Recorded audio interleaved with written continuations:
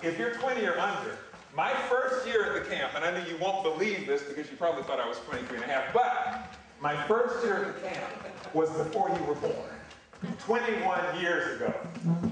But around when I was like 19, 20, nobody was shocked. Wow. Around 19 or 20, I remember getting ready to perform. And I had this pattern that would occur repeatedly before a performance.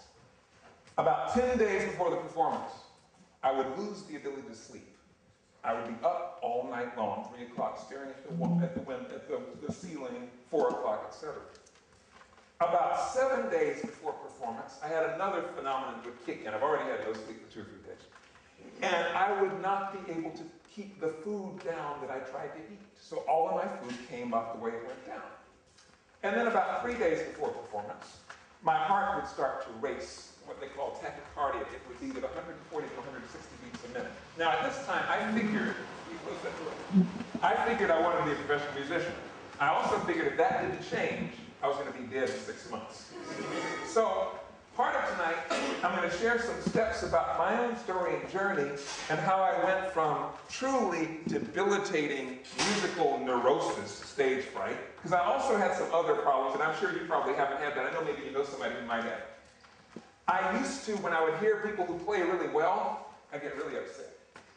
I'd get really upset. If I played badly, I'd be upset for a month or two. If I played well, I'd be happy for a week. Okay? Have you ever known anybody like that? Okay. Something else that used to happen to me is I used to feel completely overwhelmed about how much music there was to learn. Because I figured, if I practiced all day, every day for the next 20 or 30 years, I would only understand the smallest fragment of it. So I had a lot of overwhelm. So can anybody relate to any of these issues? Either feeling not so good about your performance or feeling overwhelmed or being nervous. Something else that used to happen to me, may have happened to you, is that I felt all along that I had music inside me, but I didn't feel like I could get it out. I felt like something was in the way, something was blocking, whether it was a psychological thing or a technical thing or my ears. It was like there was this music inside me that I just couldn't get out. So how many people in this room can relate to any of those things that I just shared with you? Most of us. Okay, good. That's good. Now turn to the person next to you and say, it's going to get better, I promise. Now one of the things that happens at camp is you have this experience where you're hearing great people play at night, and you hear lots of great people play consistently. And you're also probably learning a lot of scales and a lot of theory. Has anybody here got at all a little bit overwhelmed about all the theory?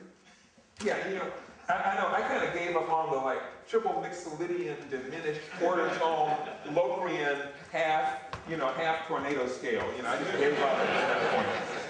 But a couple of things, so I'm going to share with you tonight 3 principles that if you apply them consistently, can allow you to go, like this title of the workshop, from Stagefright to Standing Ovation, or from wherever you are now to more consistent performance. So every time you perform, you're going to be playing more and more at your best. I'm going to share with you some tools that will help you learn more easily and rapidly this skill of jazz improvisation. I'm going to also share with you some ideas that will help you get more out of your practice time so that when you're actually focusing, you can focus a little bit better. So if in the next hour or so I can give you some very specific ideas and tools and experiences that will help you make significant progress in your ability to play not only this week but when you go back home, will that be a worthy use of your time? Okay, good.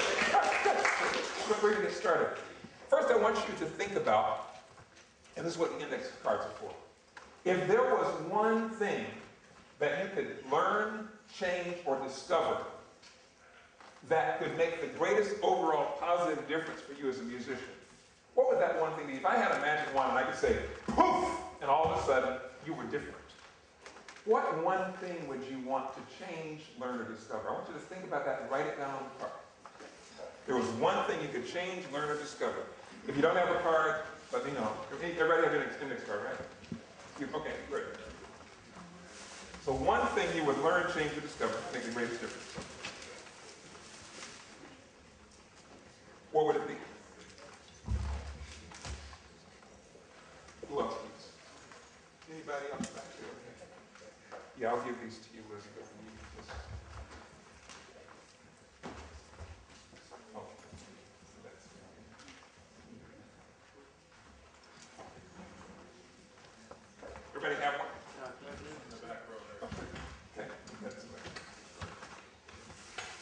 Now I want you to hold on to this card throughout the rest, and I'm going to collect it a little bit later. So now turn to the person next to you and just share that one thing with them. Whatever it is.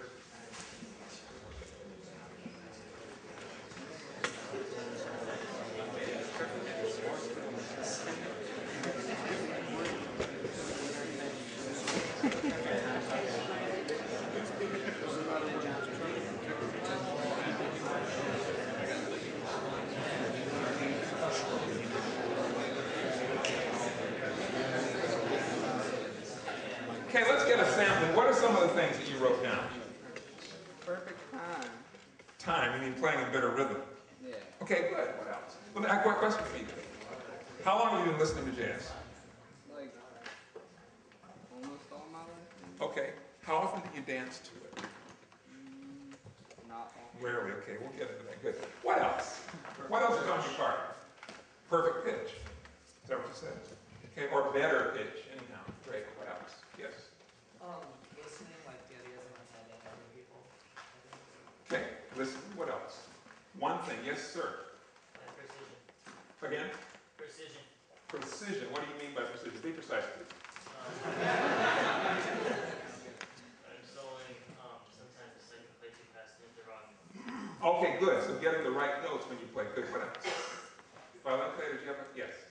To be able to hear the line and you want to play before you play. So here, okay, good perception. Good. What else? Yes. Focus and discipline. Focus and discipline. Wonderful. What else? By the way, if you agree with one of these, just raise your hand. So we'll have how many people have the same. Yes. Mastery of my instrument. Okay, good. Master your instrument. Good. What else? What else we got? Anything else? Yes. Knowing the changes. That's always a good idea. Knowing the changes. Yeah. The changes are not optional. Okay. Yes. Playing what I hear in my head. Playing what you hear in your head. Okay, good. Anything else? Oh, complete independence for all my limbs. Oh, independence for all your limbs. You're a drummer? Yeah. Okay, right. You have 4 to be independent. Yeah. Good. Anything else? A couple more. Anything else having been mentioned? Yes. To be able to hear myself and the group with more perspective. Okay, here. Good. What else you got? Anything else not mentioned so far? Yes, sir. Confidence. Okay, good. Performance confidence. Yes. Fearlessness. Okay, confidence, spirit of fearlessness. How many people would like those? Okay, good. What else? I want to discover new sounds that people haven't used before. You want to be the one to discover the new sounds that nobody has heard before. Okay, good. There are a few out there, I'm sure. What else? What else?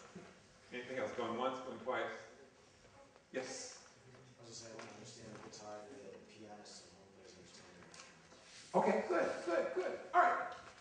So that's a good book reading. I can promise you, we're not going to cover all of those things tonight, but I'll tell you what. A few years ago, I taught a graduate class in jazz improvisation, and we did this exercise, and I got probably about 50 different questions, including just about every question you asked. And what I did is I decided, because I didn't have time to explain them, I would write them all down. So I wrote them down. I have like about a 50-page book, really. It's an electronic document that I would be happy to send you, okay, that you can have. It's basically everything I know about teaching and learning jazz in 50 pages. All you need to do is on the other side of the card, give me your name, email address written clearly, and your phone number, okay, and turn that in, and I'll give it to you at the end, all right? So, now if you want to, as we get, okay, go ahead and do that right now for a second, and I'll give you this.